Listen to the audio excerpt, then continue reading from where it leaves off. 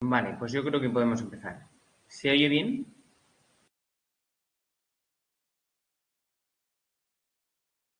Vale.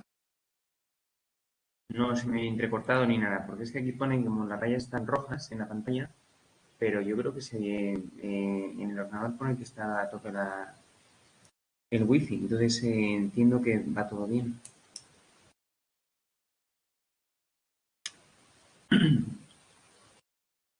Bueno, hoy tocan tres temas diferentes. Bueno, diferentes no. El tema 56 y el tema 51, que son los temas que tienen que ver con la cultura irlandesa y la relación de Irlanda con el Reino Unido.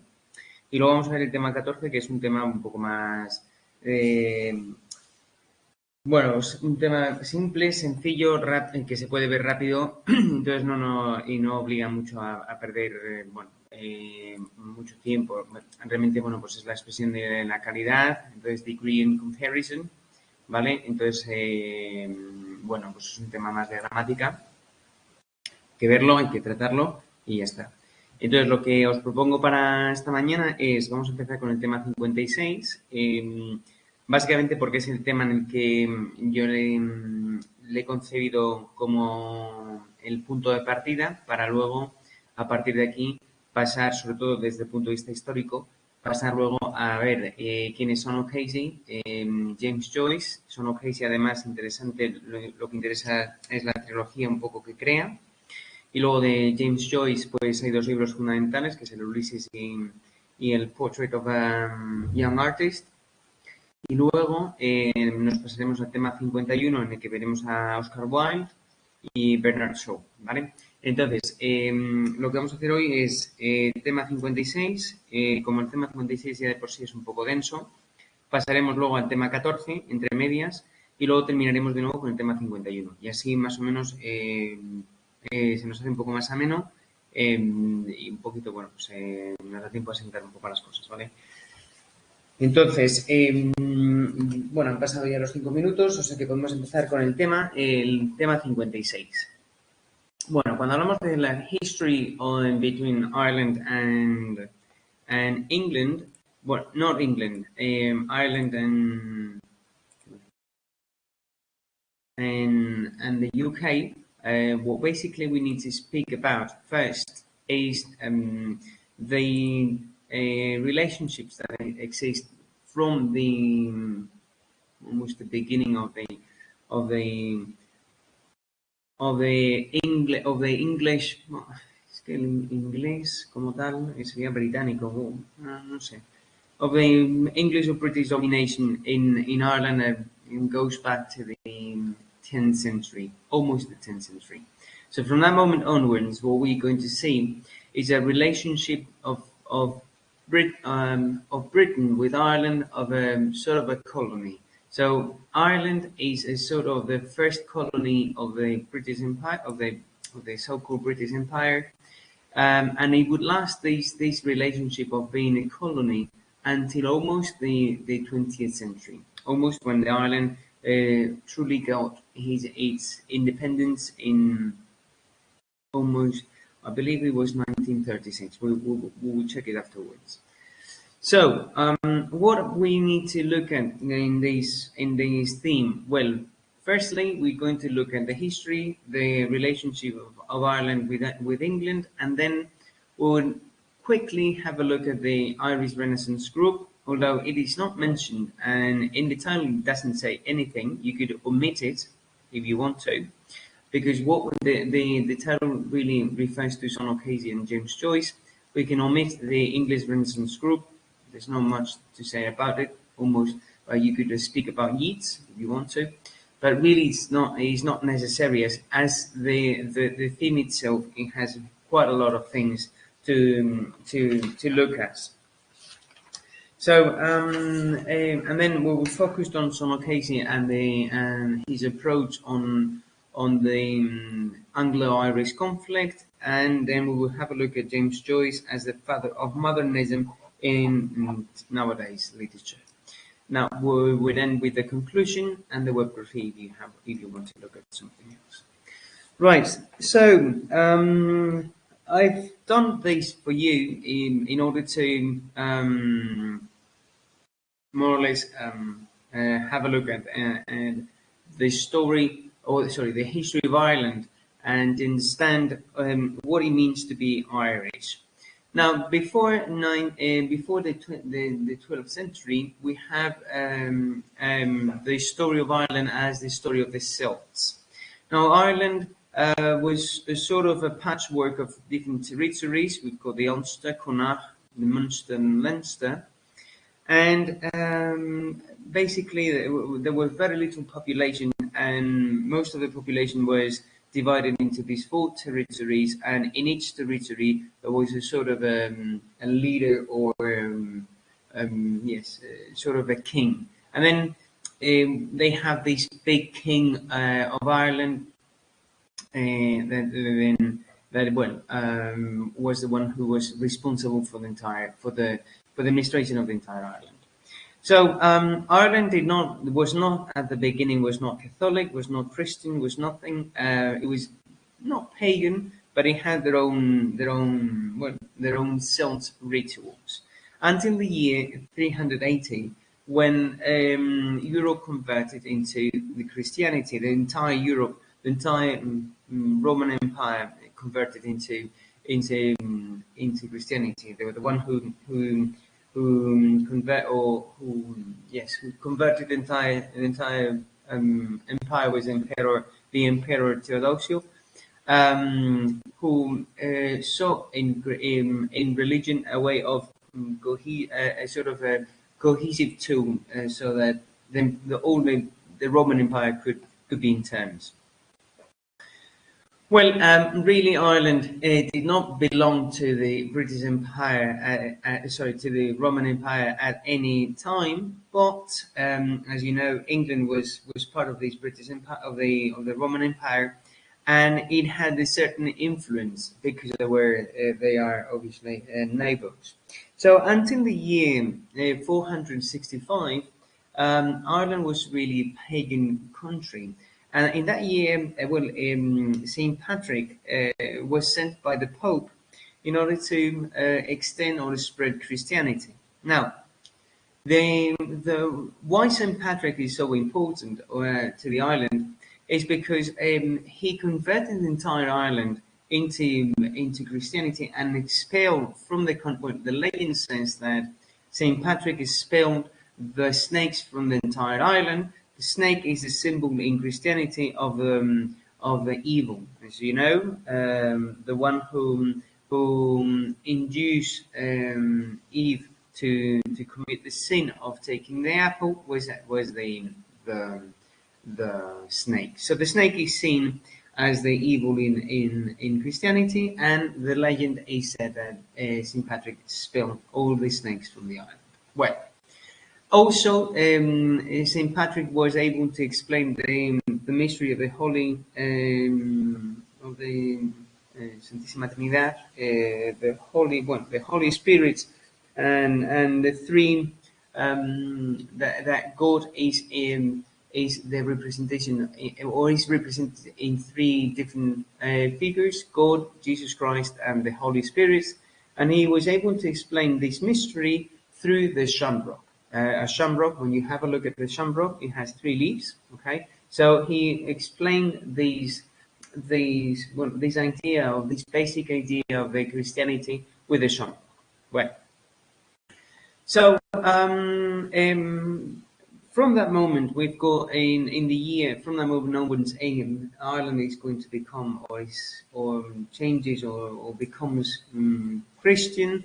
And very important, and one of the most important books that recounts the story of Ireland, or at least a bit of the story of the history of Ireland, is the Book of Kells.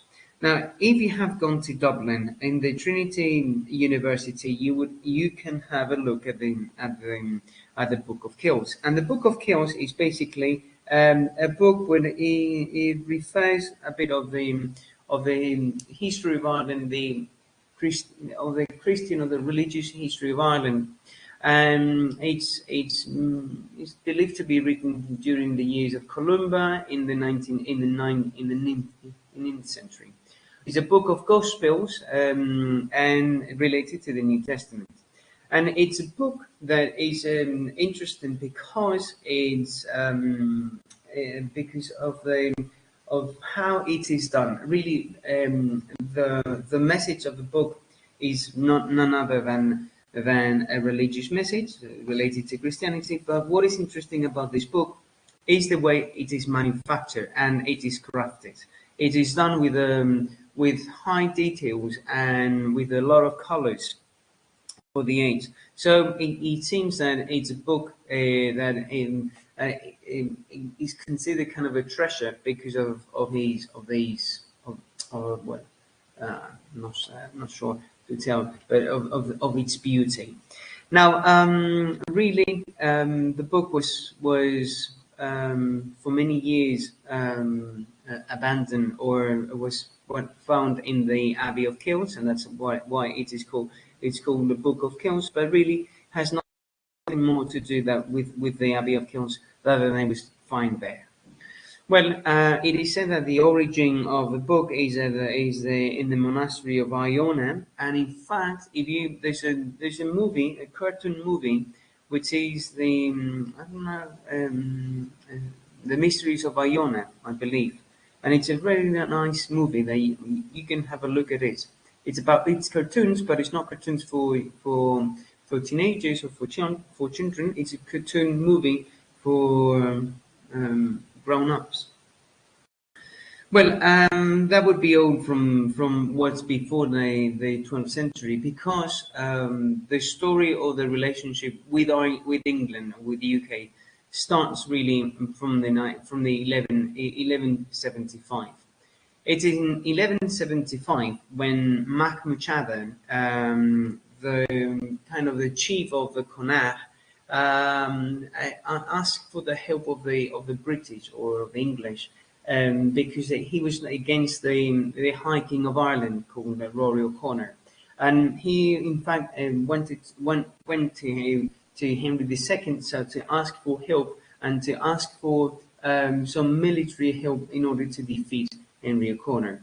Well, the fact is that the British, the Henry II decided to sign this treaty with Mac Muchada, in which Muchada recognized as Henry II as the heir of the Ireland. So, in a way, was a sort of Mac Muchada is seen in the books of history as the one who sold Ireland to the British and the one who introduced the British into the Ireland. So finally, when Muchada is able to defeat Rory O'Connor, he in fact Muchada dies without any heir to the throne, and the kingdom of Ireland is taken by Henry II. Now, from that moment, we have that in the Act of Supremacy of 1542 by Henry VIII, Henry VIII, with this Act of Supremacy, crowns himself, how do you say, the father of a nation and also the father of a new Church of England. So Henry VIII breaks with the Roman Catholic Church and inaugurates another new, or a sort of new dogma called the Anglicanism, which more or less did not is kind of in relation with these modern new waves of Protestantism, and does not recognize the authority of the Pope. Now, Ireland at that moment was tremendously Catholic and does not recognize this new Protestantism, and in fact is not in favor of this new Act of Supremacy. However, Henry VIII and troops were more powerful, and Henry VIII's kingdom was more powerful than the Irish. That did not prevent of the Irish rebelling against the English in the so-called Tyrone's Rebellion that happened in 1594 and lasted more or less until 1603. In this Tyrone rebellion, it seems that the Spaniards were also backing the Irish, to defeat the English. Remember that Spain was against these new reforms of the Christian dogma, or was against Protestantism and Anglicanism, and they were seeking different allies, and one of those allies were the Irish troops. However, this Tyrone rebellion was not successful. In fact, were defeated, and finally the Irish had to surrender in 1603. Now, by 1609, there's the start of the so-called the province of the Ulster, in which King James I instigates a policy of settlers, of the first settlers in Ireland. Ireland, is a country which has not much population, so the British English instigated the English population as well as the Scottish population to settle down in Ireland, and so the English and the Protestants, they were both the English and the Scots were Protestants, and they settled down in the north of the island. They settled down in the so-called province of Ireland, which is nowadays called the Ulster. Now, the Ulster is one of the largest and most effective of the plantation of Ireland, and in fact it has been until nowadays one of the biggest problems and one of the biggest controversies in the UK politics and international politics.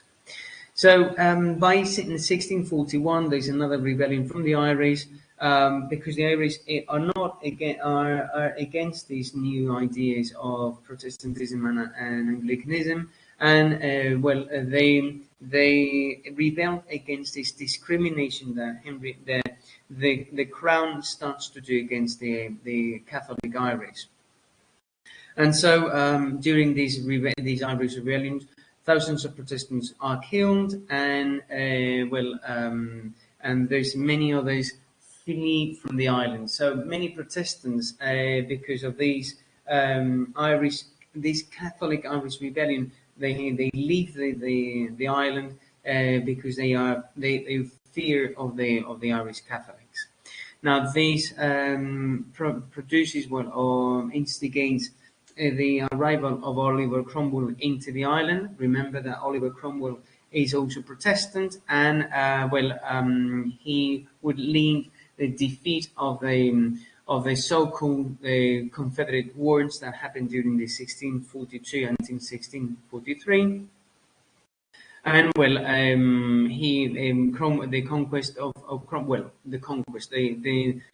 Cromwell is able to arrive to Ireland and defeat the Irish Catholics, and the conquest or this victory of Cromwell soldiers results in confiscating most of the Catholic lands, confiscating most of the Irish Catholic lands. Well, during the 1685 to 1688, King James II, Jacobo II, also arrives to the power. He's Catholic, and he starts to do sort of Protestant purge in the island. This allows also to ask the British the Protestant British to sort of help the Protestant Irish, and so the so-called Glorious Revolution in 1688 allows the troops of William of Orange also invade the island and sort of backs the Protestants, the Irish Protestants. By 1689, what we have is the end of the war of this sort of war, and well, they signed the Treaty of Mellifont, where most of the British soldiers, most of the Irish soldiers had to leave or convert into Protestantism. Now, from 1689 to 1691 is the so-called 9 Years' War in Ireland, and so William would confront James II troops in Ireland, and there would be a sort of an internal struggle between the Irish Catholics and the Protestants, who are the settlers, the Protestant settlers. And when the troops of James are defeated in the Battle of Boyne in 1690, and the British finally achieved to defeat the entire power of the Catholics at Limerick in 1991. Well, let me keep.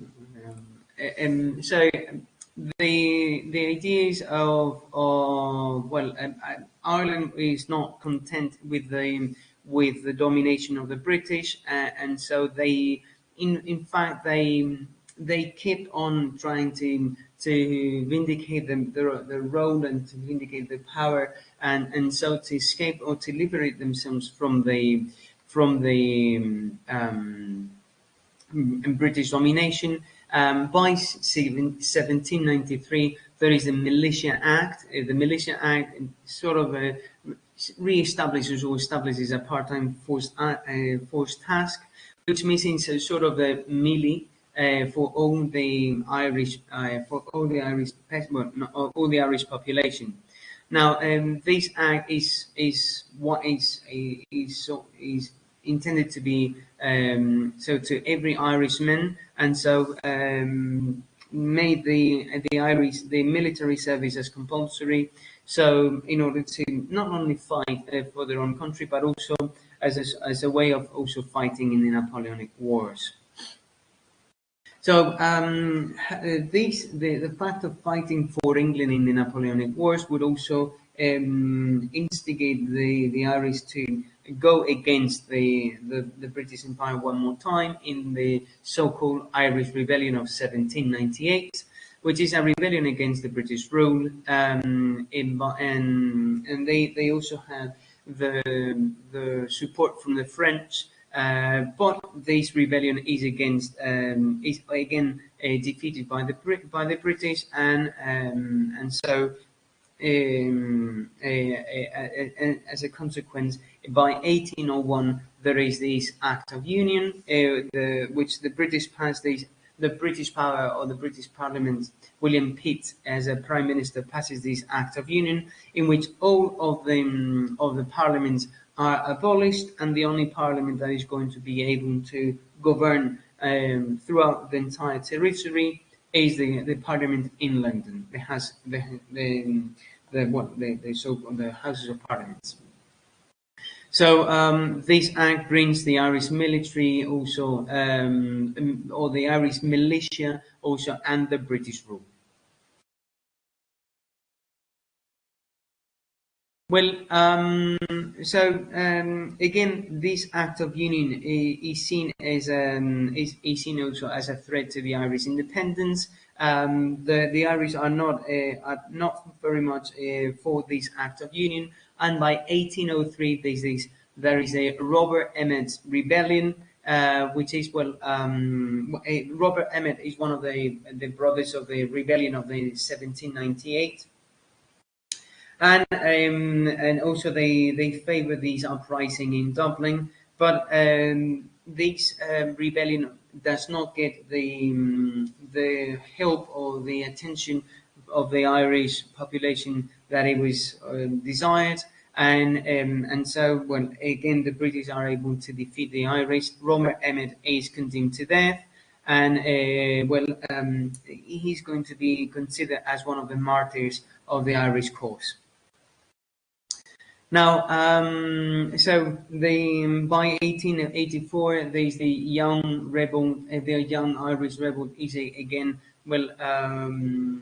inspired. There's a lot of Irish nationalists called as the Young Irelanders. who rebelled against, well, not rebelled, but are against the British rule. So this allows to go further on until 1899 and the beginning of the 20th century, 1902, where the Irish again are still under British dominance, and most of the British Empire soldier or army is made by or is made by soldiers coming from the different parts of the British Empire. Among the most numerous is Ireland. So the Boer Wars are maintained in 1819. Well, around 50,000 Irish soldiers were sent to South Africa, so to support Britain against the South African, or the Boers army. Again, this is seen as this is not very popular among among the Irish, who see themselves as used by the British troops and the British soldiers, or the British politicians, without any sort of recognition towards them. Now, during these years, Ireland grows into, starts to decide that it's high time to claim their independence, and so by 1912 they introduced the first Home Rule Bill. Now, the first Home Rule Bill aimed to give Ireland to give back the powers to Ireland, or the legislative and judicial powers to Ireland. And so, the UK there's this sort of growing clamour in Ireland to get this sort of independence, or at least to get this Home Rule Act. And the entire island, except for the province of Ulster, is very fond of this idea of Home Rules Act. Now, however, this Home Rule Act is put into, or is stopped, or is put under in between parentheses because of the start of the First World War in 1914. And so the act of putting into force the rule bill, this Home Rule Act, is postponed because of this outbreak of the First World War. Because of this, during the previous years of the previous years to the First World War, the Irish designed also to create this sort of paramilitary forces known as the Irish Volunteers, and they served both, these Irish Volunteers. They served both in the British Army during the First World War, but also would play an important role during the militarization of the island itself. And they would also, in fact, be one of the most important forces during the conflict between 1916 and 1919, which is the years of the start of the Anglo-Irish War. Well, so by 1914 to 1918, there is the First World War, where a lot of Irish volunteers are killed in this war. Around 30,000 Irish are killed, and so there's this growing idea that England is using the Irish, but there's nothing. They're not giving them anything. Apart from that, during the 1840s, there's this great famine situation. Sorry. There's this problem of a great potato famine, where 1 million people, or 1 million Irish were dead or died because of hunger, and the other million had to flee to the US. And here is where most of these crops that were grown in Ireland are served to the English, and the Irish are left without really anything to eat but just potatoes. So there's when we talk about the political situation of Ireland during the beginning of the 20th century, we find that within the Irish society there are three kind of different parties: the Unionists, the Home Rulers, and the Republicans. The Unionists are those who belong to the Ulster. They are the Irish Protestants, and they do not want to split or to be or to feel apart from England. So they want to keep the English domination and the English rule in the island. Then we have the Home Rulers, who does not have, or who seem to be the more the mildest of all proposals, because what their intention is not to become independent from Britain, but they have their own parliament, and so to decide their own matters and still be part of the UK. And then we have the Republicans, which were the great majority of the Irish, who believe in the independence of Ireland and creating a sort of a republic, the Republic of Ireland.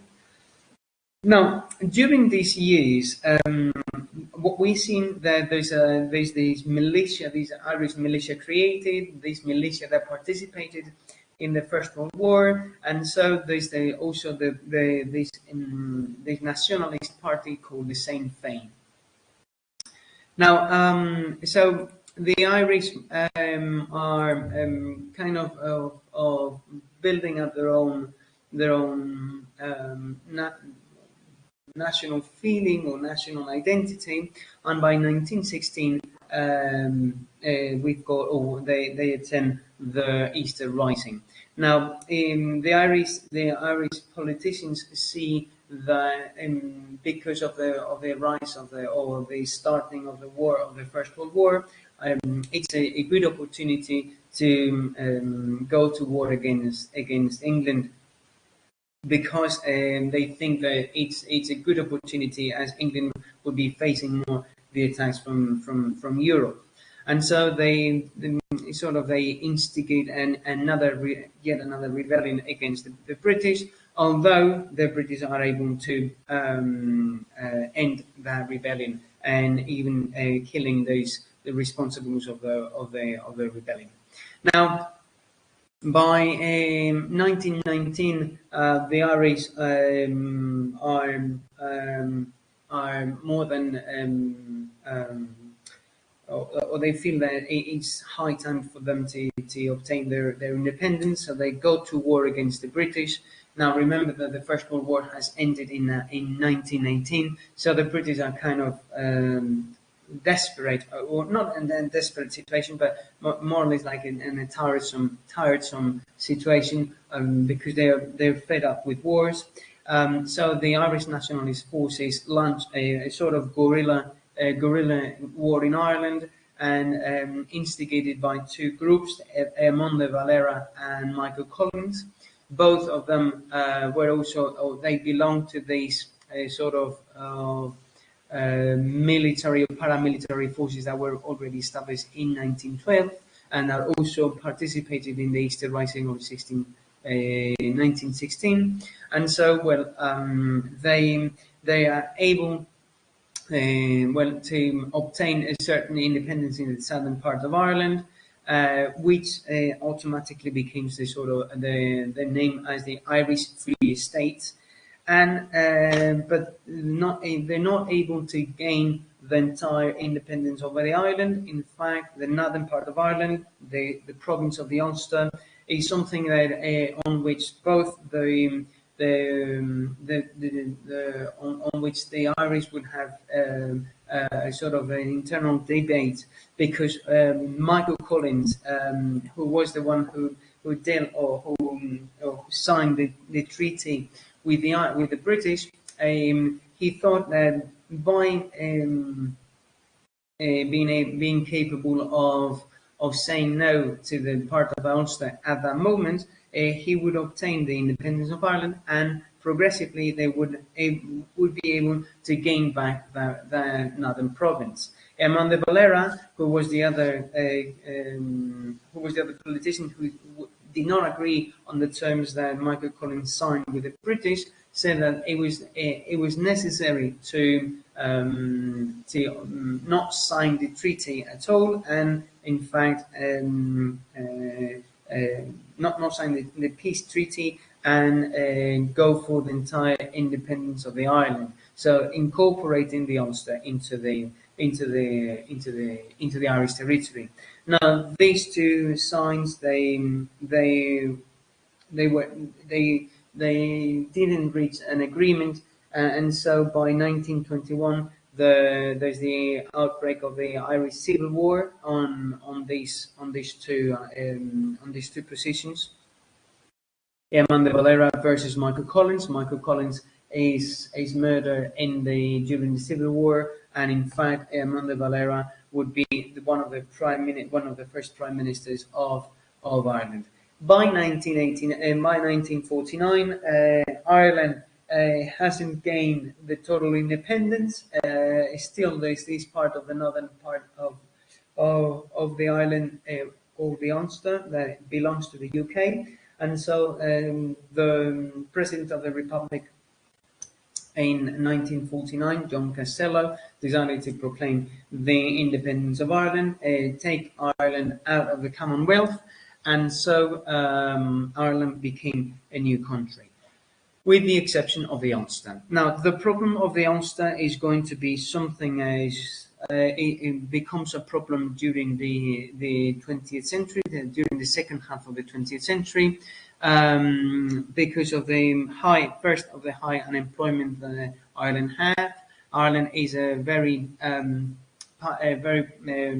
poor country, and so there's a sort of a high rates of unemployment. There's people suffering, and so they see their relationship with the British as something of a bad companion.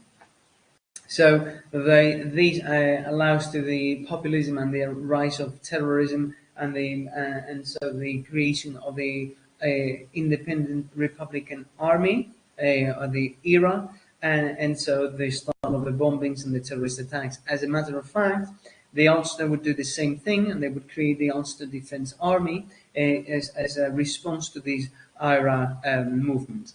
So during the decade of the 70s and the 80s, Ireland is going to have a lot of problems regarding these terrorism attack. In fact, among them we've got the Bloody Sunday, which U2 has a song very famous in which it recalls all the history regarding these problematic. And during the decade of the 80s, before the hunger strikes by many of these Irish terrorists, which most of them would die. Again, there's a lot of unemployment, and a lot of Irish have to leave the country again in search for better jobs.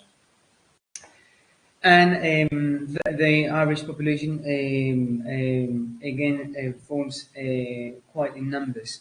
Now, during the decade of the 90s, Tony Blair is able to sign a peace treaty and a ceasefire of the REA in the Good Friday Agreement.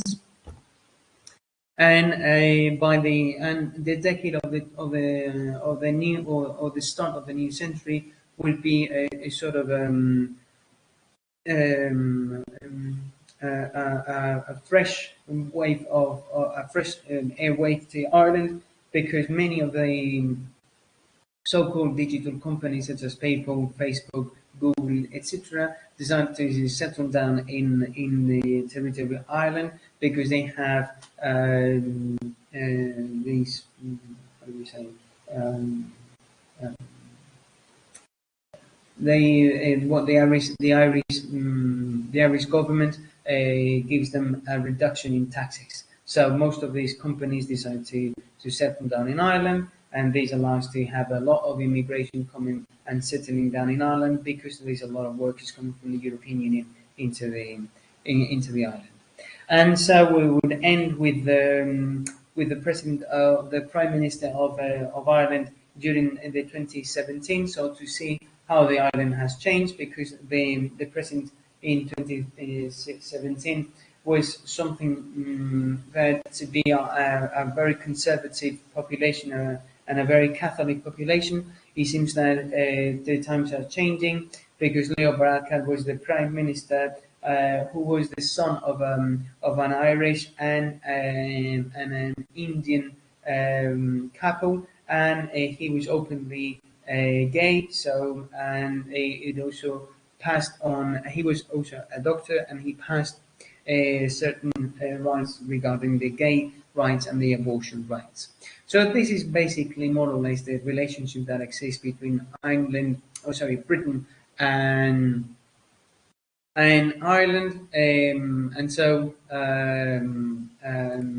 now with these ideas in mind, now let's have a look at the authors. Well, the literary context during this time, well, we find first the Elegy of St. Columba in the 6th century, which is a sort of a manuscript referred to the Ireland or the Irish folklore. During the 9th century, we've got the Book of Kilns, which is sort of Irish Gospels related to the New Testament. The most interesting aspect of this Book of Kilns is the beauty and the crafting. With such detail, with different colors and even with gold. Then we have kind of a different writers during the 17th and the 18th century. For example, Jonathan Swift, who also wrote a modest proposal in which he proposed, or in which he tried to mock this relationship between Ireland and England, and he portrayed the English as being a cruel population that had to to which the Irish had to sell their own sons, and their sons were eaten kind of like piglets. Then we have Oscar Wilde, who later on would also deal with the pomposity and the hypocrisy of the Victorian period. George Bernard Shaw, who would also denounce the capitalism ideas and the introduction of the capitalism ideas in Ireland, and of course James Joyce, who is the father of modernism, which we're going to see in a minute.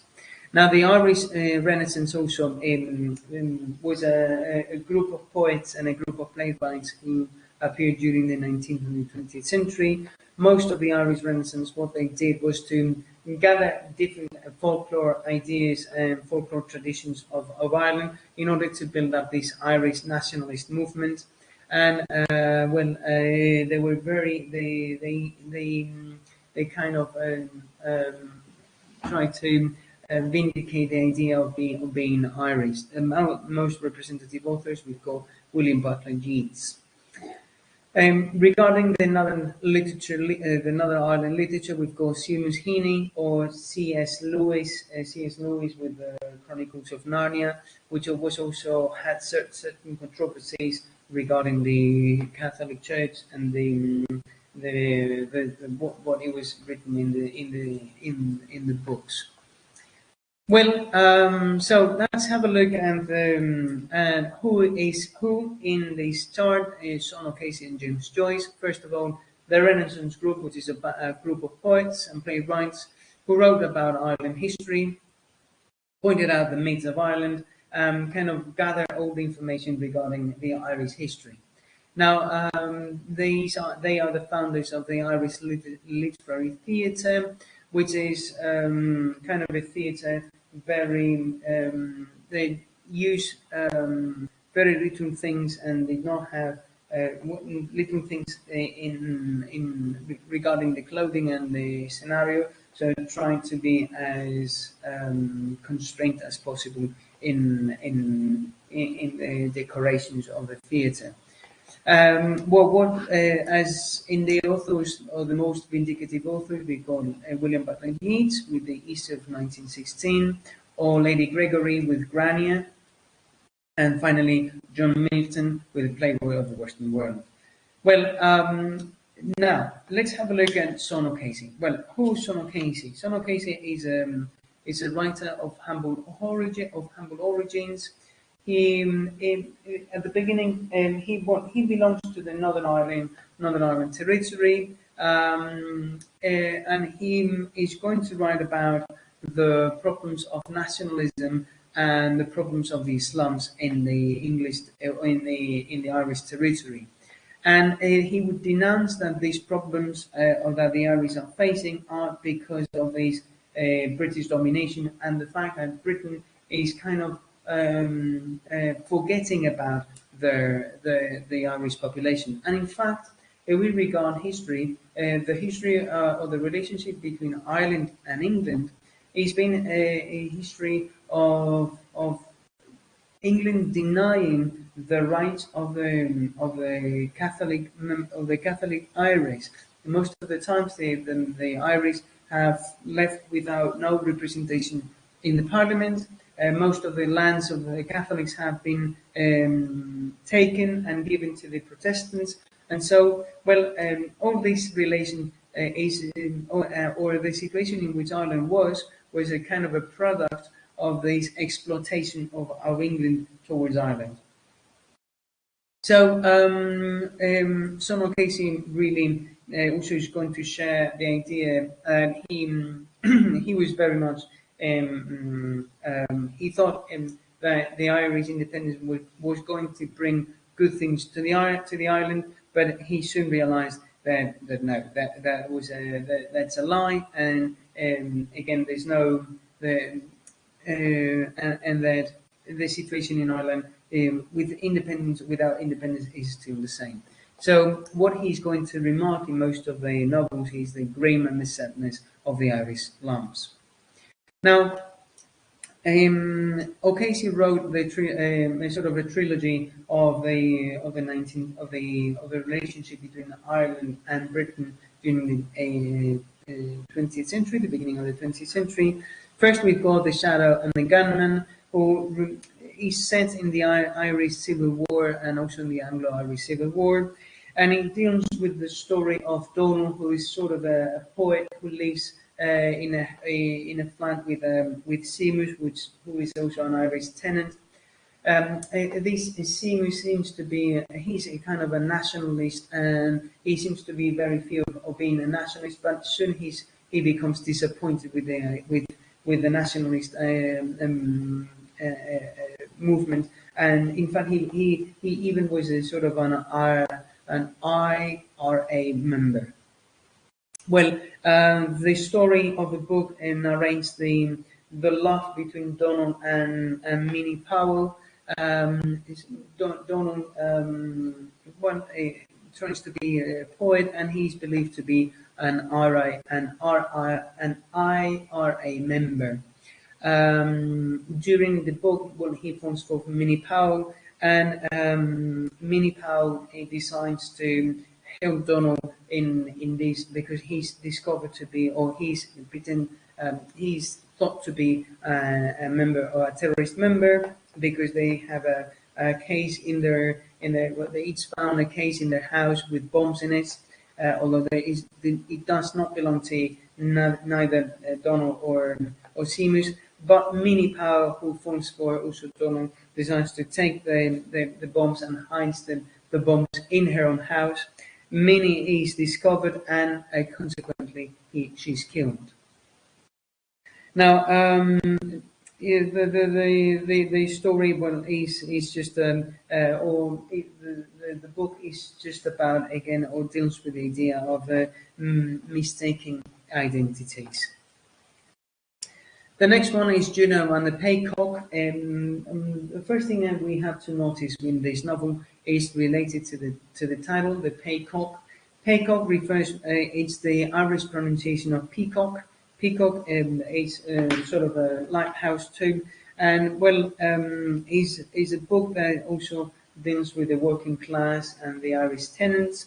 There are many different things which are dealt with in this book. First one is the poverty of the Irish slums in which both the Captain Boyle and Juno live. Then we call the religion. Juno is portrayed as a loving woman and very strong Catholic beliefs. Trust and illusion are also another of the themes, picturing most of the times the Captain Boyle, who is regarded as an idol, and also a kind of a showy person who's always bragging of himself. And then there's also the idea or the theme of feminism. And now in this book we have the women from one side, which are portrayed as wise, as altruic, and even the loving characters of loving creatures.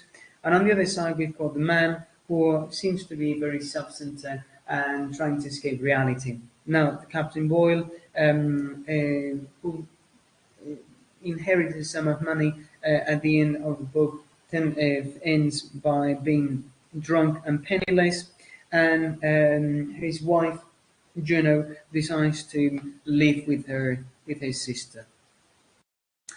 Now, the last of the books related to this trilogy is The Plough and the Stars. The Plough and the Stars refer to the Easter Rising. And there is the relationship of Jack and Nora. Jack, who's a bricklayer and who lived with Nora in a little tiny apartment in Dublin. Jack is decides to go out to the street to see what's going on during the Easter Rising, and even participate. He seemed like an idealist, and in fact he's killed in the Easter Rising. Nora, who's pregnant of Jack, loses the baby and becomes mad. And there is this Protestant Irish woman, Bessie Burgess, who decides to take care of Nora. But in fact, and because of this Easter Rising, Bessie Burgess is killed by a sniper, and and so the book would end with Bessie Burgess being killed, and Nora is still mad. Man that has gone mad, loca, completely mad. So what we see here is also again a story of a very unpleasant story, and the three different stories about the Irish population, very much unpleasant, more or less in the same idea that would be that Bernard Shaw would deal with the unpleasant place. Well, finally, we would end up today's with this theme with James Joyce. James Joyce is considered to be as the father of modernism. He's Irish, although he's Irish because he was born in Ireland and because he spent the first years of his life in Ireland. But really, after those first years, he would flee to Europe, and in fact, he would live in Europe, in Switzerland, Austria, many different places in Europe. He would not come back to Ireland. Well, his father was a drunk, and he died at the age of 12. He was sent to school, and in fact, to Jesuit school, and in fact, the Jesuits wanted him to become a priest, although he would not really want that for his own life, and he would abandon his faith and his path as a Jesuit.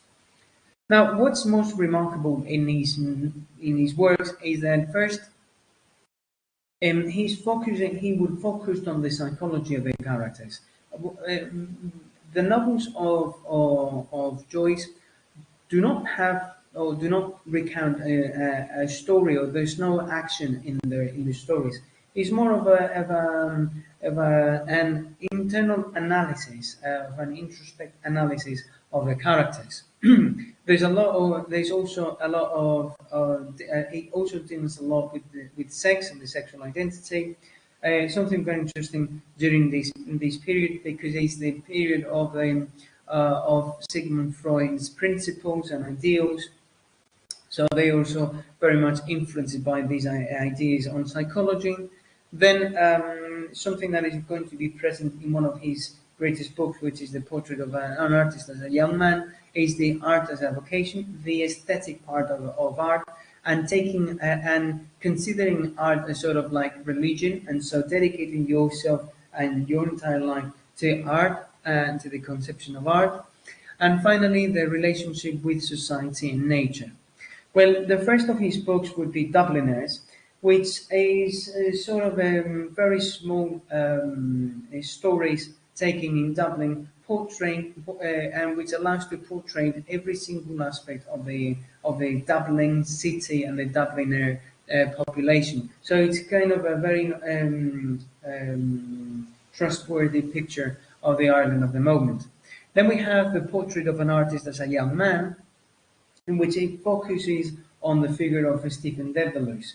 Now, Stephen Dedalus is a young man who wants to become an artist, and who is kind of has had an early success, and is kind of worried about his life as an artist, and the choices that he made throughout his life in order to become this artist, and also to obtain or to follow this aesthetic path.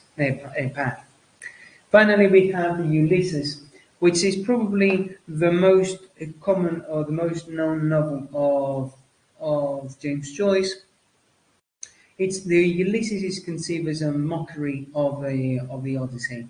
If in the Odyssey the Ulysses is seen as a figure that has to do this great voyage to get back to Penelope, who's awaiting for him, the Ulysses of James Joyce is completely the opposite. There's these protagonist, Leonard Bloom, whom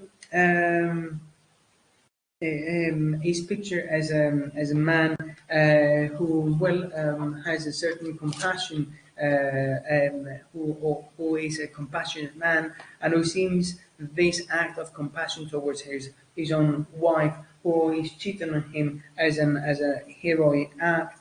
Also, there's this sharing of remorses and conscience, because he's not keeping the traditions of his own family. And this Bloom also is well aware of the infidelity of his wife, and the whole book is all about when and how his wife is going to commit this adulterous love. On the other side, we've got Molly Bloom, who have this double morality and also shares the idea of what is to be moral or not. And so at the end of the book, at the end of the chapter, Molly Bloom ends up thinking on the joyful days that he spent with his own husband, but he has committed already an adulterous love. And so the book is constantly about the unhappiness and monotony of Bloom's of Bloom's age or Bloom's life, who is also at the same time acknowledging that he's becoming an old person. Well, what is remarkable about the book is first the use of a stream of consciousness, and also the multiple point of views that are given throughout the book. There are 18 different chapters in which give us a different perspective of the day in Ireland, in Dublin. Also, another character that appears is Dedalus, whose name is not chosen because Joyce just simply wanted. It's chosen because to make reference to the myth of Dedalus. And so, of these myth, these Greek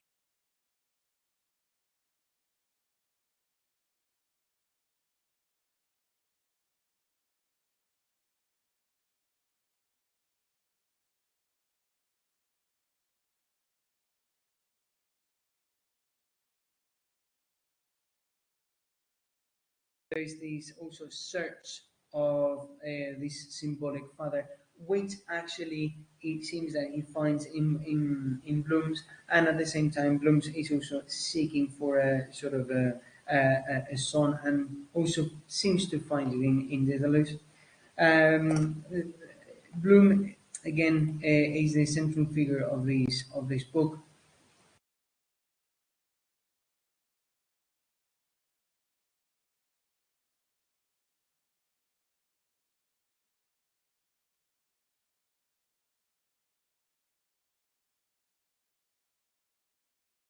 A ver, que se me ha ido la conexión, me parece, ¿no? Sí, a ver, yo he dicho novums, pero me he equivocado, ¿eh? Son plays, efectivamente, plays. Estaba ya con el chip puesto, estaba ya y mal, mal. Vale, ¿desde dónde se me ha dejado de oír? Voy a compartir de nuevo el PowerPoint. Vale, a ver, estaba con Sono Casey hablando de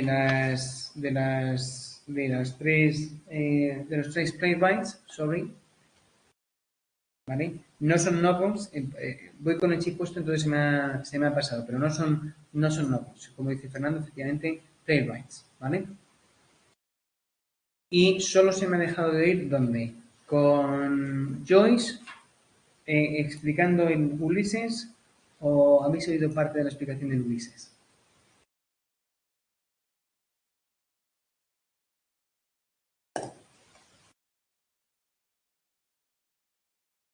Vale.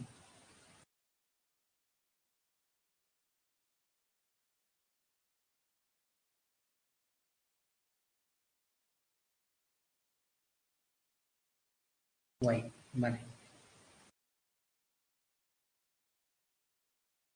Vale. Bueno, por lo que estaba diciendo con el Ulises, simplemente que la figura del personaje más principal o el protagonista, bueno, hay dos protagonistas, que son Bloom y Daedalus.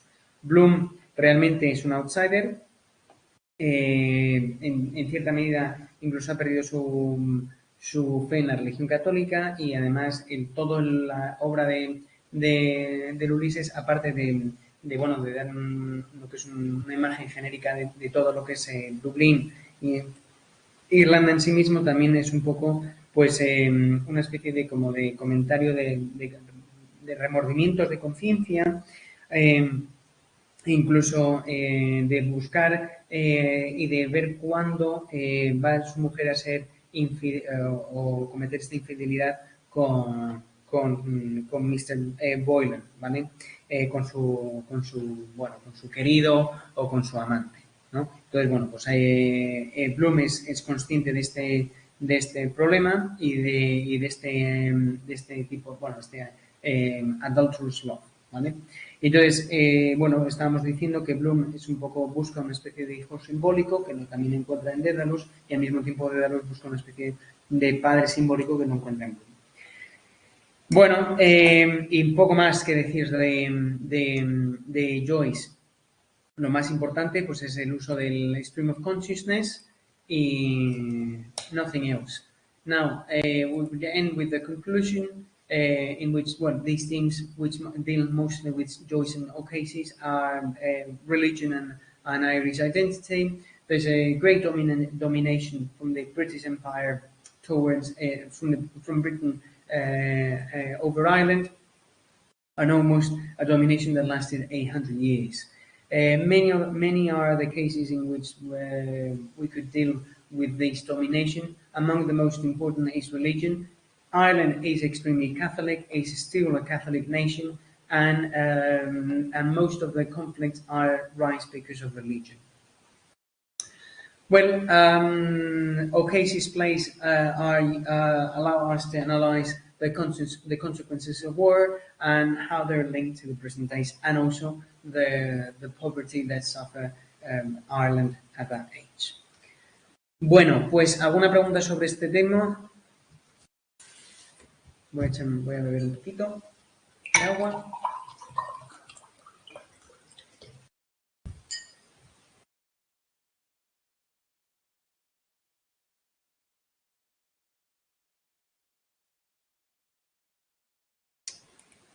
Y si no, empezamos con el tema 14.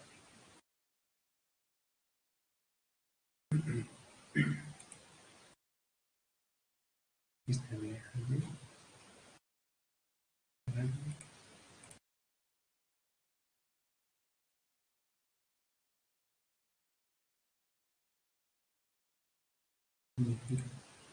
Compartir.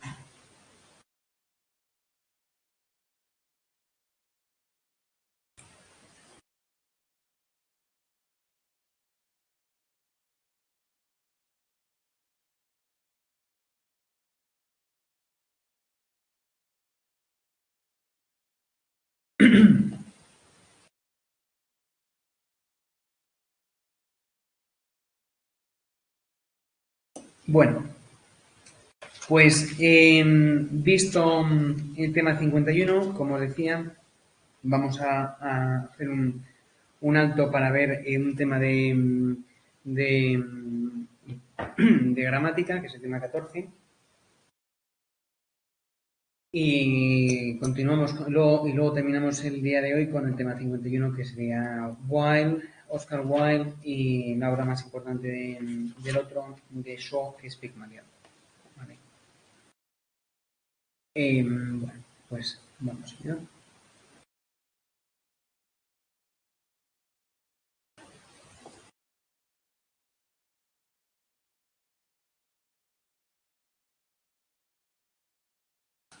Vale. Bueno, pues el tema de hoy vamos a ver la expresión de la calidad y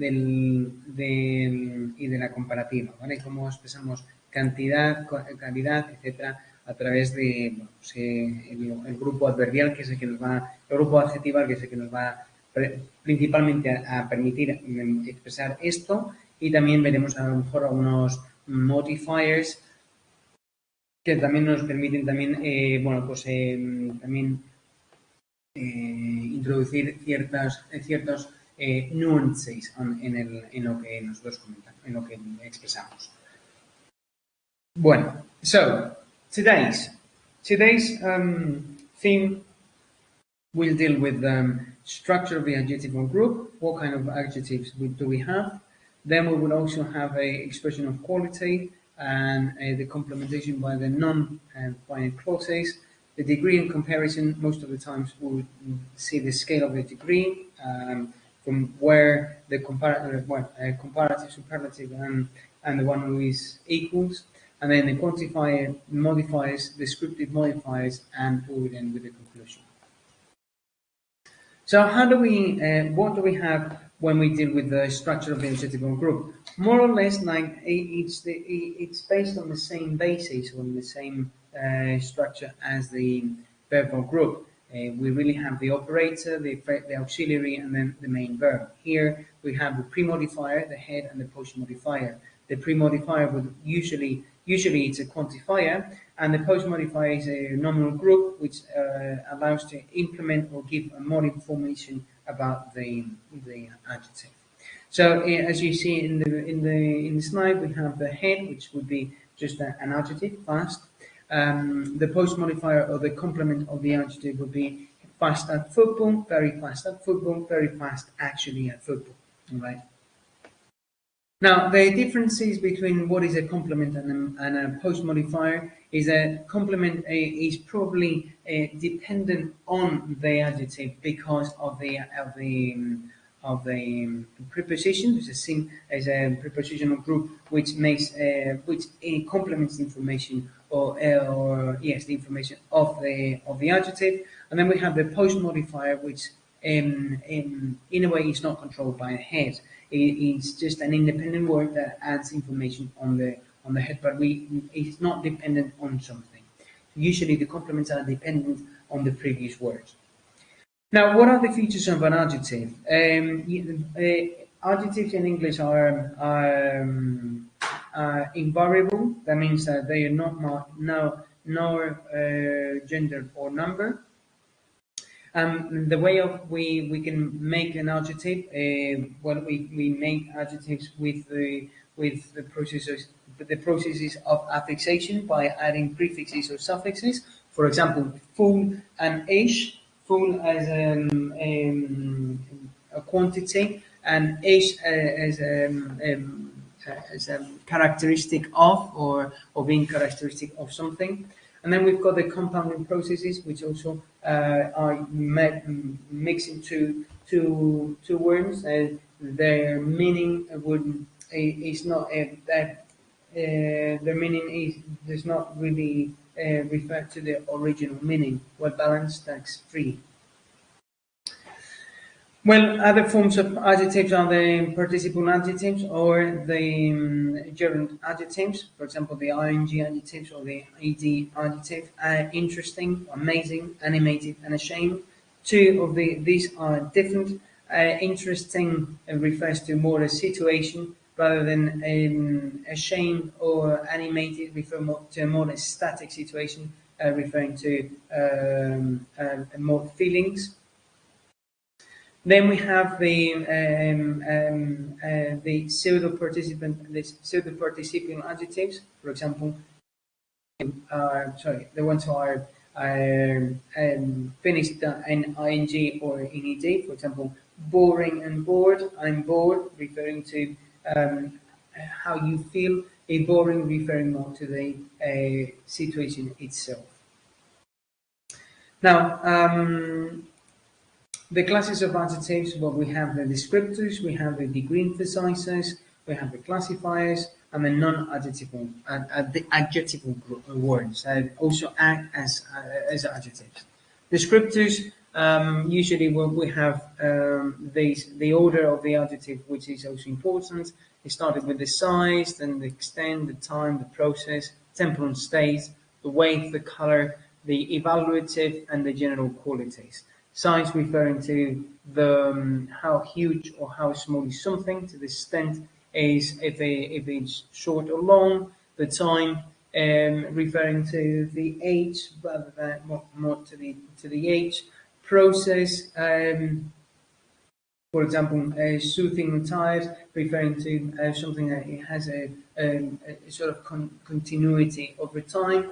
Temporal state, for example, awake or asleep, which refers to periods of time in which the person or the thing suffers or is suffering from that situation. The weight refer on the kilograms if it's heavy or light.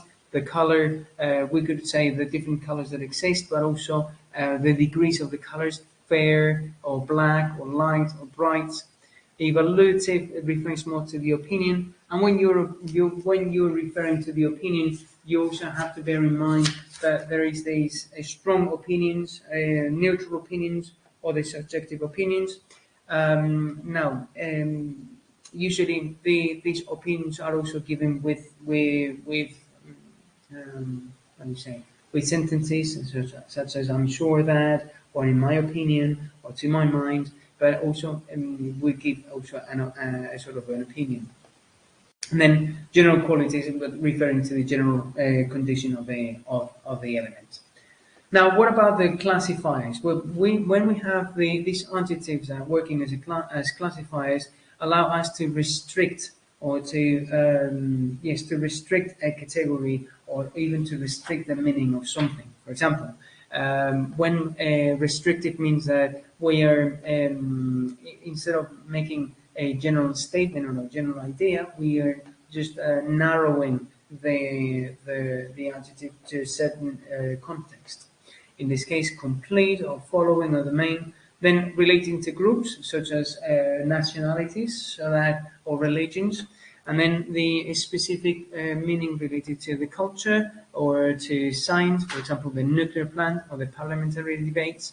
These are the nuclear as well as the parliamentary are working as classifiers. They're telling us what kind of debates or what kind of plant.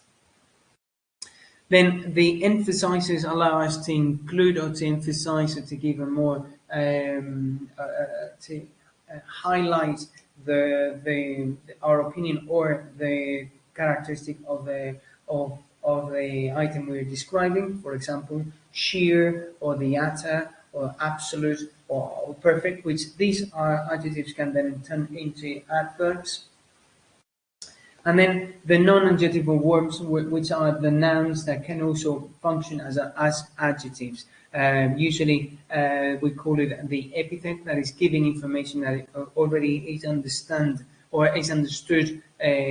the adjective that is given. For example, a conservative, or for example, conservative idea. In this case, the conservative, it's a noun which is also classifying the kind of ideas. Or conservatively idea, in this case, we are modifying the idea. But it's, in a way, it means equally the same. Yeah, I would rather use the conservative idea rather than conservatively idea. There's a sort of nuance between these two, but it's still they work both. There's an adjective, it's a noun working as an adjective, and an adverb working as an adjective. So how can we express the quality? Now, quality refers to the features of how is something.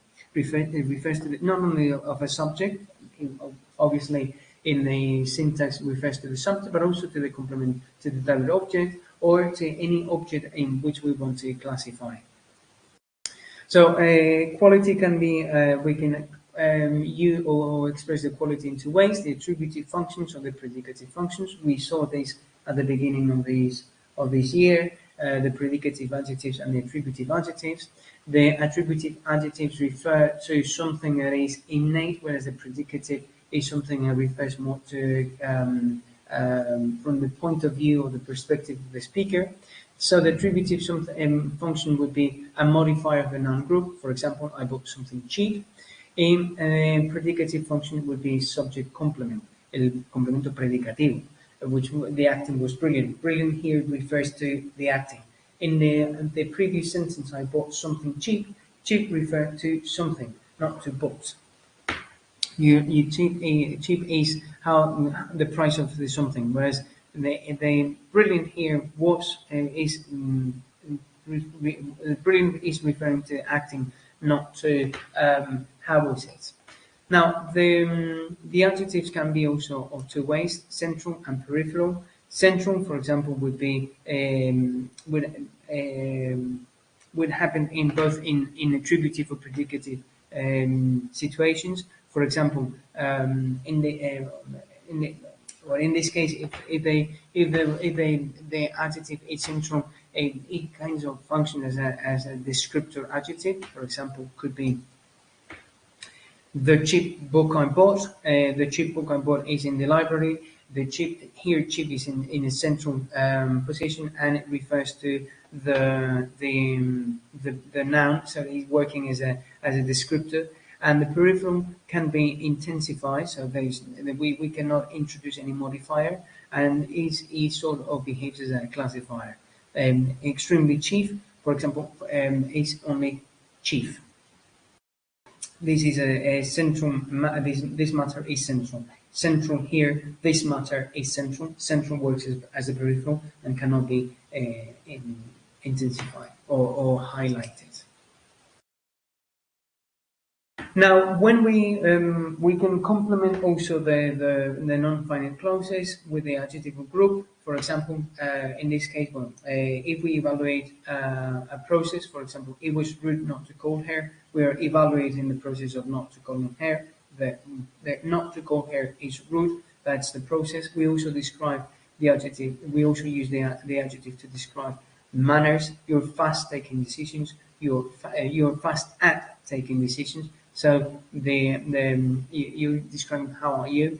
The emotions, we're delighted with the wedding. Delighted is how we're feeling, as well as the police. As well as the attitude. The police are helpless in some football stadiums. Here we're describing the attitude of how the police should show themselves.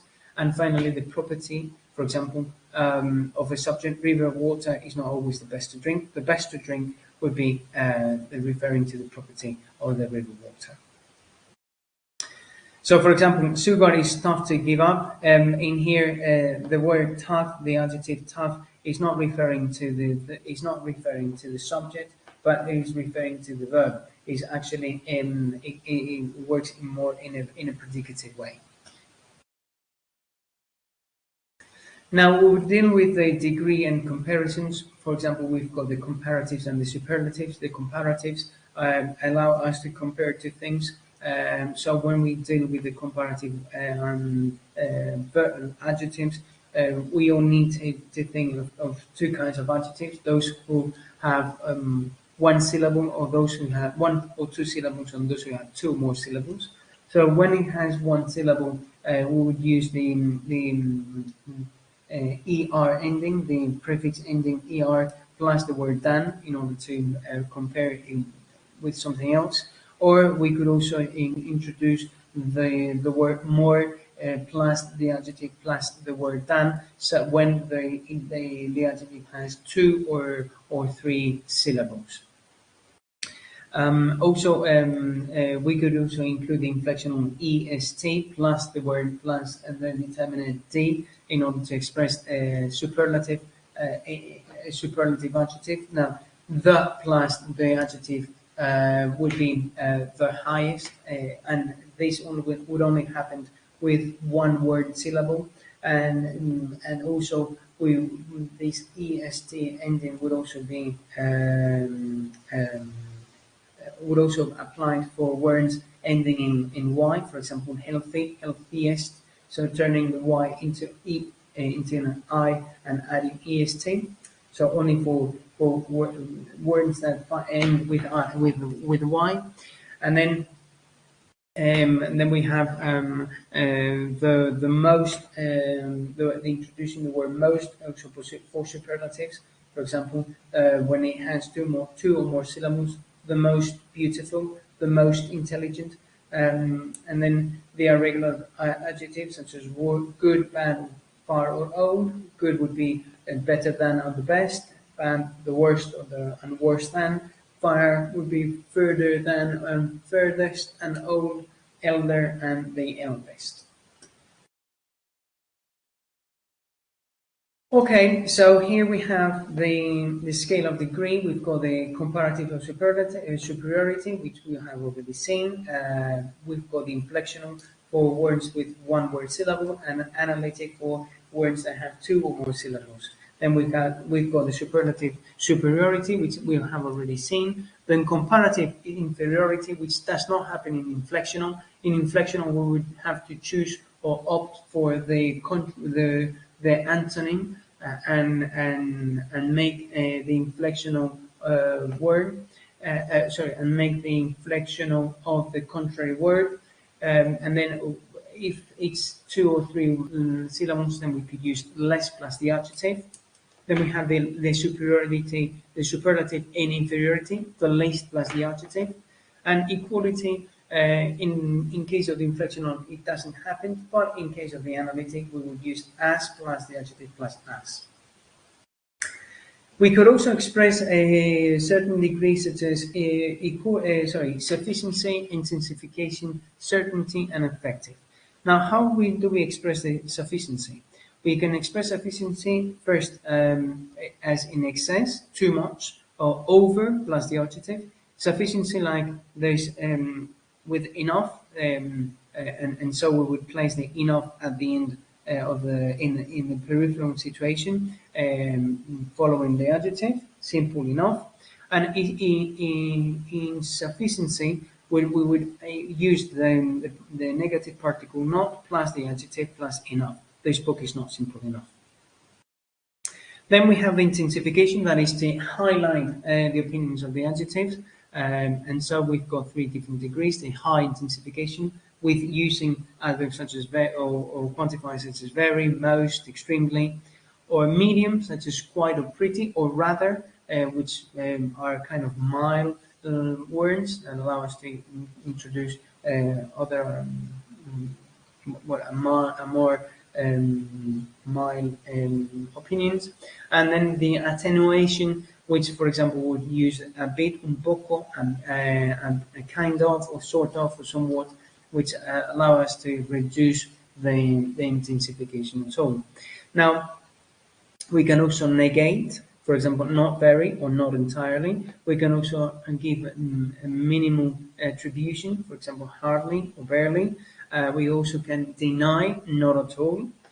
Then we can also use express the certainty with the that clause as an adjective, which is preceded by adjectives as certain, convinced, or positive. I'm positive that you will all pass.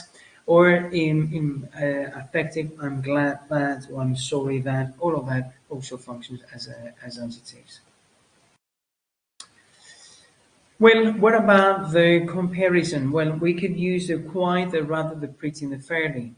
All of them means more or less the same, but let's have a look more into detail. Now, what quite denotes moderation. For example, remain quite still. Good manners really is it's introduced in to express or to express in the speech good manners.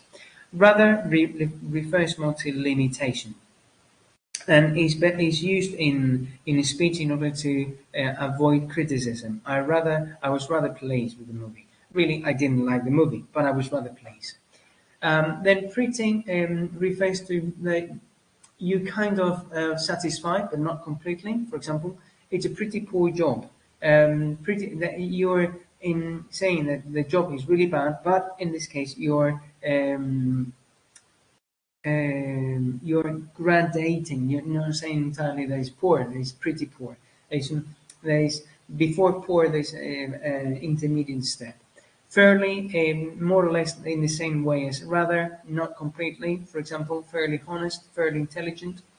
And also we can use other adverbs such as almost, or nearly, or even roughly. Roughly is very interesting. It's roughly done. Roughly here done in introducing that is done, but not completely. What about the quantifiers? We can have the exact quantification, for example, when we use numbers with the depth or the length, or we could also use the numbers as adjectives and convert the numbers into compound adjectives. For example, 100 meters long cube. We could also use non-exact quantification, for example, all or little or few, all right? And then we've got that plus the adjective, that interesting. Also, that interesting, that interesting functions also as quantifying how much interesting was the film. Now, what about the descriptive modifiers? Now, adjectives can also be described by a reference to the quality, by the using the affixation L plus Y, for example, extremely attractive woman, or we could also use the nouns. So, for example, Bible thick. In this case, we're referring with this compound word to how thick is the book. Or we could also use, for example, in specific contexts, for example, business-wise or economically discriminated. Now, these are ways to also introduce nuances in what we express in according to the adjectives. Okay, so we would end this theme by looking at the conclusion. We have understood the possible nuances in meaning that can be expressed by using different kinds of adjectives, different gradations, and using the words such as quite, rather, or pretty, and also, well, this is a good way. It's a good theme to bear in mind. Not to be explained in a grammatical way to the students, but in a more practical way, so that they can include these little words in their speeches, so to sound a bit more English, or to gain fluency in a way. Well, very good book. I recommend you to look at it. English grammar. This is a great book for this kind of things. Bueno, pues tema 14 hecho. Tema 56 también. Voy a beber un poquito de agua. ¿Alguna pregunta? ¿Alguna duda?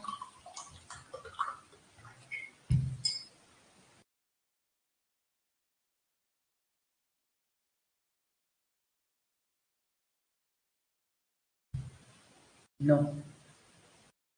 Vale, pues entonces pasamos ya a Oscar Wilde.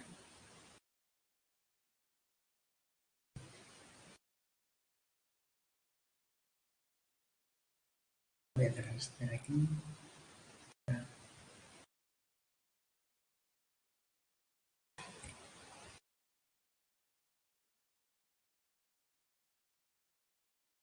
Vale, he cerrado el calendario. Un momento.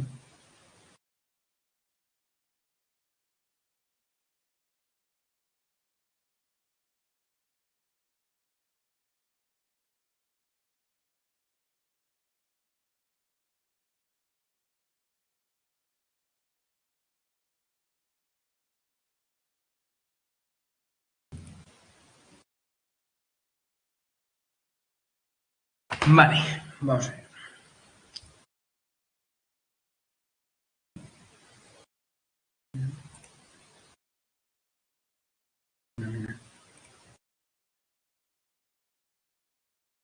Se me oye, ¿verdad? Sí.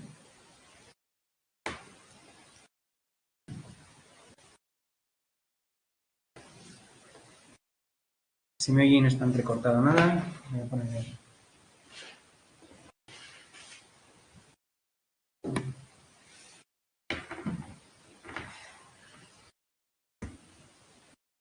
Vale, genial.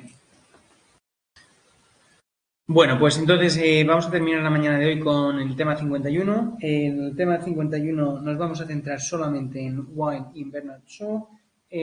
Para este tema, a veces podemos empezar a utilizar cierta... vamos a ver, os pongo el índice. Cuando hablamos de la introducción, yo creo que esta introducción podemos utilizar parte de la introducción del tema 56. De hecho, aquí veis que está copiada del tema 56. Y yo creo que no estaría mal que hicierais el tema 51 y 56 casi al mismo, o sea, los redujerais en un solo tema y cogierais el tema 56 y digáis, bueno, pues en el tema 56 tenemos a Joyce, tenemos a Crazy, tenemos a Wild y tenemos a Shaw. Y así hacéis os quitáis dos temas y lo ponéis solamente en uno, ¿vale? Porque realmente, y luego cuando cantéis el tema o cuando escribáis el tema en la oposición, pues simplemente quitáis a Joyce y quitáis a O'Casey y solamente ponéis a esos dos.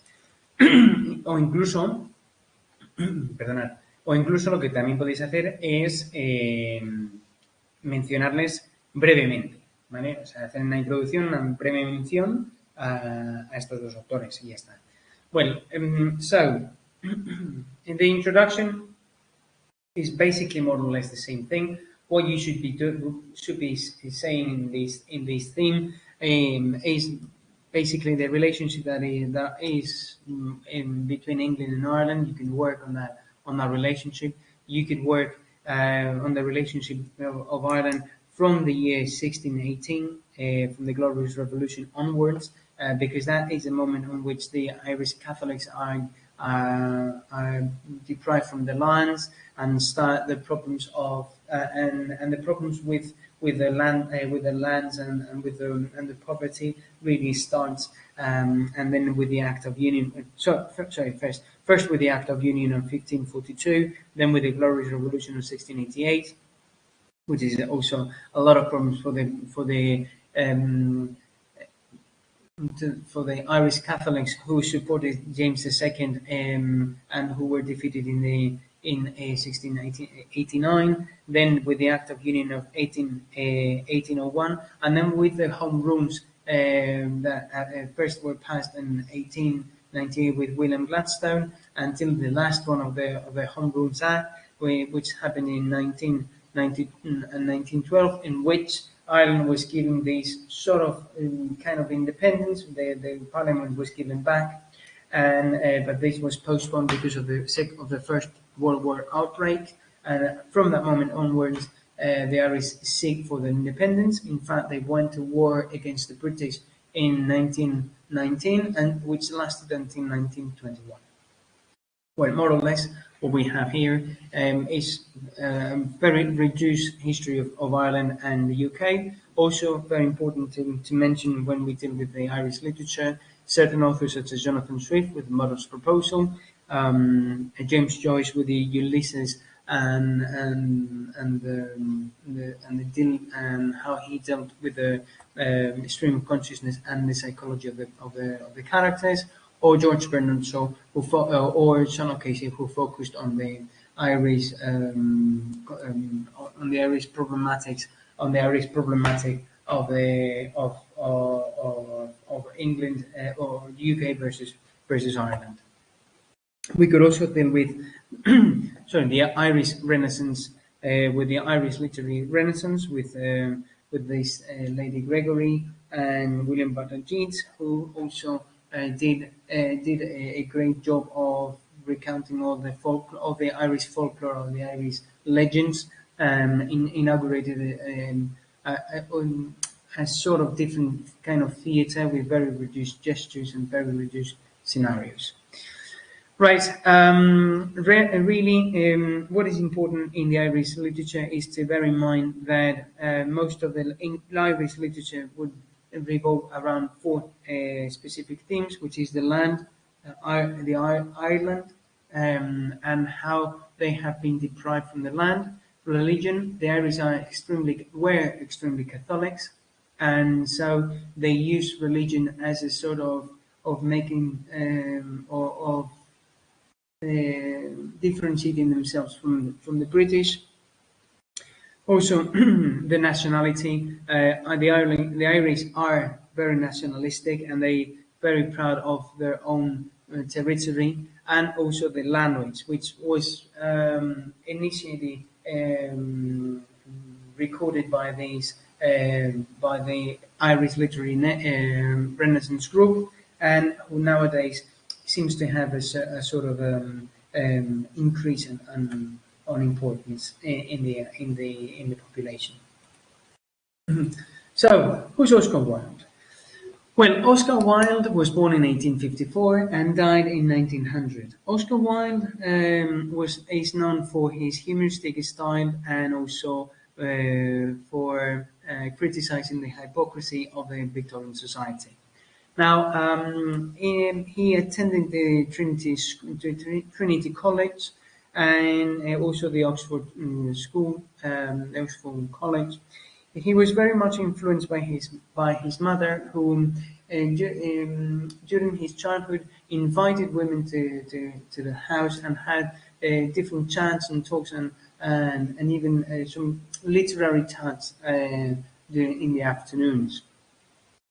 Well, his Oscar Wilde ideals are very much into. He's not a conservative nor a liberal. He's more influenced by the fact of following the aesthetic path of art, more or less in the same way as James Joyce. He's very much influenced by the idea of searching beauty and dedicating himself to beauty. In fact, his book, his play of the Picture of Dorian Gray, is more or less in that way.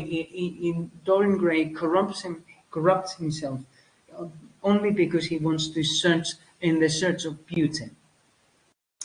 Oscar Wilde has different works. Among the most important, well, we've got Linda Windermere's Fan, A Woman with No Importance, An Ideal Husband, or the most well-known and even considered as to be his masterpiece is The Importance of Being Earnest. Now, Oscar Wilde had many problems with his sexual identity. He was accused of being homosexual and having a relationship with a young man who belonged to the aristocracy, and so he was sent to jail, although he was married with a woman, and during his time in jail, his health was severely affected, and so he was sent. And when he was liberated from jail, he went to Paris, where he died in 1900. Okay, so what about his works?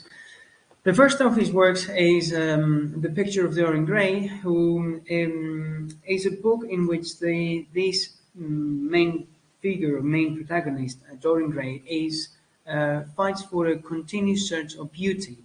And this continuous search of beauty leads to his auto-destruction. It's a kind of self-destruction book. He has this painter that draw or pictures Dorian Gray, and he makes a kind of a beautiful portrait. And and there's a sort of a also weird relationship between the painter and Dorian Gray. Also, at the beginning of the work, Dorian Gray meets a man who looks at the portrait and theorizes about the idea of that he's going to grow old, and consequently his beauty is going to disappear. And so from that moment, Dorian Gray changes completely his idea and his vision on life, and so seeks to maintain himself young. And so the book and the work really of Dorian Gray deals with the relationships, and to be careful with the relationship and with the friendship you may do, because they may corrupt you. In this case, there's a clear allusion to the Yellow Book, which was a book which was published during the Victorian period, in which it was banned, and it was said to be a sort of a book of bad influence. The sort of the interview of the moment. Interview, I refer to this magazine where you see the women with the boobs of the women. Well, more or less the same thing. There were no boobs in these yellow books, but in the Yellow Book they dealt with very complicated, or with matters that were not to be dealt in society. So with very so-called dangerous ideals. So basically, the basis of the picture of Dorian Gray would be a most of this Faustian hero who, instead of selling his soul for wisdom, he sells his soul for the search of beauty. We've got Salome, who's another of his plays, and Salome depicts the seduction, or the attempt of seduction of Salome, who falls for John the Baptist. As John the Baptist refuses his love, Salome then exchanges a dance, or this kind of erotic dance of his stepfather, Herod, who says and exchanges a dance for John the Baptist's head. And so, in a way, the execution of John the Baptist is instigated by Salome. Now, in Salome's ideas, there is this idea of the look and the spectacle of the body, so really regarding the lust, and a sort of a voyeurism and exhibitionism ideas. Now, here the Salome, in the dancing of Salome, Salome is pictured as an object. The woman is seen as an object, cosificar, a mujer, and so again, the Salome is also inspiring in it's kind of picturing a beautiful lady. So again, is incorporated into this idea of erotism, and at the same time the decay. Now, Salome is also inspiring in the Orient, and during this period, the Victorians were very much influenced and fascinated by the Orient, and so there's a lot of luxurious commodities at that period that came from the Orient, although they're not from the Orient. What about Lady Windermere's Fan? Lady Windermere's Fan is a story of the Windermere's marriage or couple, in which the Lady Windermere suspects that his husband is having an affair with another woman. That woman is Mr. Erling. Now, Mr. Erling and Mr. Windermere share a secret, which is that Mr. Erling is the mother of Lady Windermere's. So in the play is a play of trying to save the reputation of Lady Windermere's. So at the end of the play ends with Mr. Erling going overseas to secure her daughter's reputation. Now, there's these ideas of the motherhood and the family, the two kind of mothers. Then we've got the Duchess of Berwick, which satirizes the too much involvement of this woman on his son's matters, and then Mr. Erling, which seems like a loving mother who refuses to reveal her identity or his true identity, so not to ruin Windermere's reputation. Again, the play also deals with a bit this erotism of the period, with men wanting or having relationships with women of older age, and incorporating ideas, sorry, of divorces. And also the idea of women linked to the appearance, and again, this idea of making the woman as an object, the youngest the better, because they can still marry, and they also can still marry. So Lady Early seems that she cannot have an affair with a younger man because of her age. Now then we have the importance of being earnest.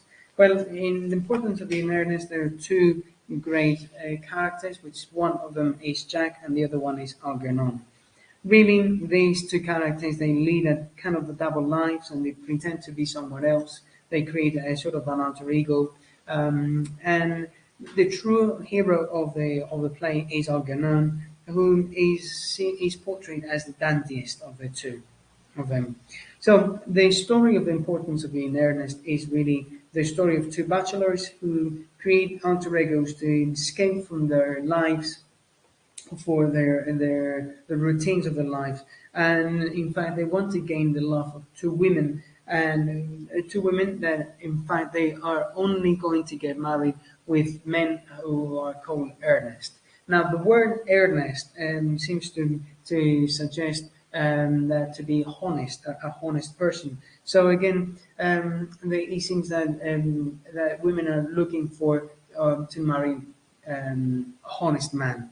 Now, the book of the importance, the play of the importance of being earnest plays also with the idea of marriage, which is is seen as a sort of a business, so to maintain precision and income. Also, with what is to be what is moral and what is to be moral. So this idea of these constraints of morality, we don't know really what is moral or not, and earnest and the idea of or the title earnest. Earnest seems to be associated with this pomposity, this right views or even this sense of duty in society. So the thing is that Wilde seems to play with this idea of not being earnest, not being this pompous, or not following these pompous ideas or this sense of duty in society. Well, the next of the authors that we're going to be looking today is George Bernard Shaw, who was born in 1856 and died in 1950s. Bernard Shaw also becomes from a family of who is not very well financially, very poor.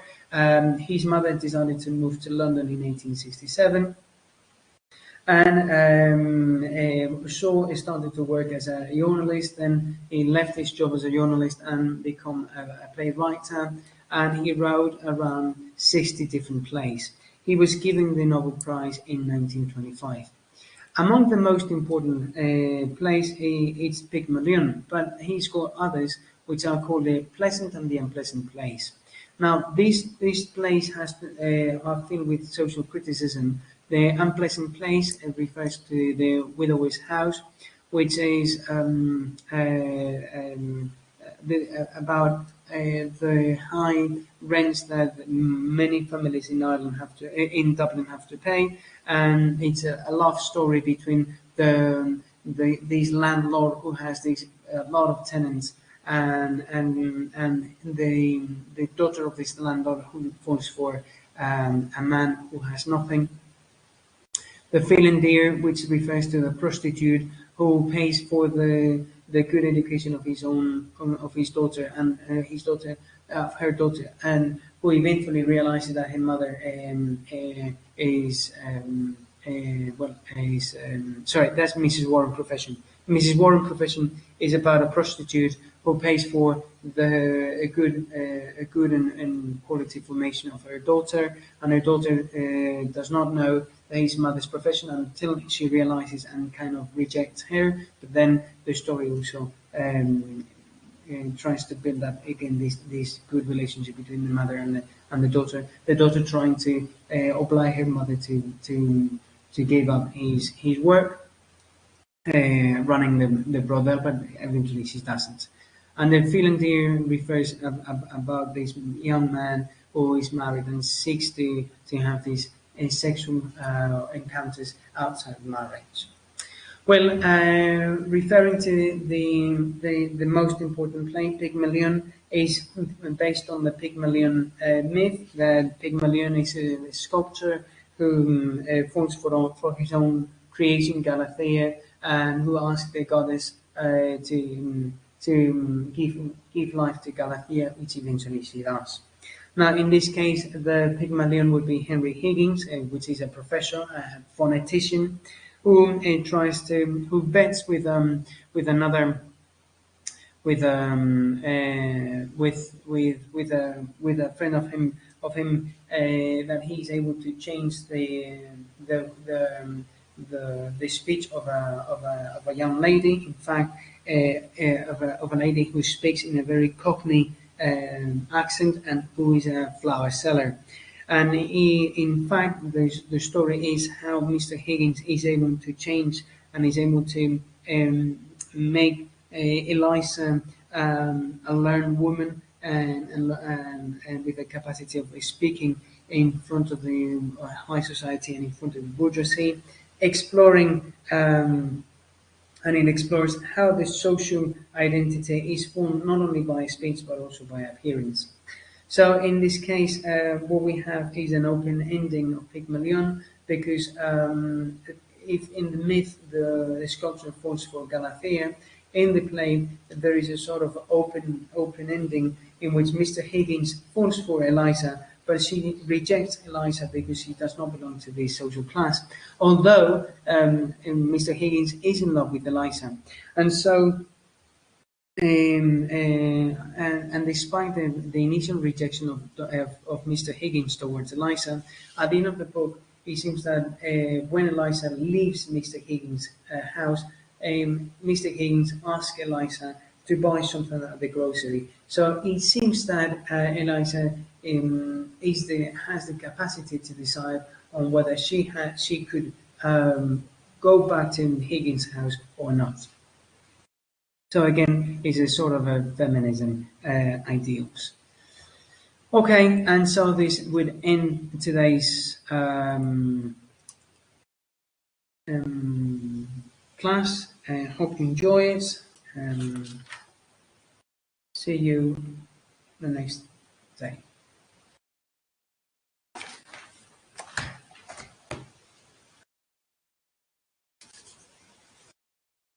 Bueno, chicos, pues a por ello. Venga, ahora una clase con Fer y ya está hecho el fin de semana. Ya estoy aquí. Pues nada, Nachete, muchas gracias. A ti, Fer. Que vaya todo bien, hablamos, ¿vale? Vale, chao, chao. Bien. Bueno, chiquis, cerramos, chapamos chiringuito y volvemos a entrar, ¿vale? Venga, hasta ahora.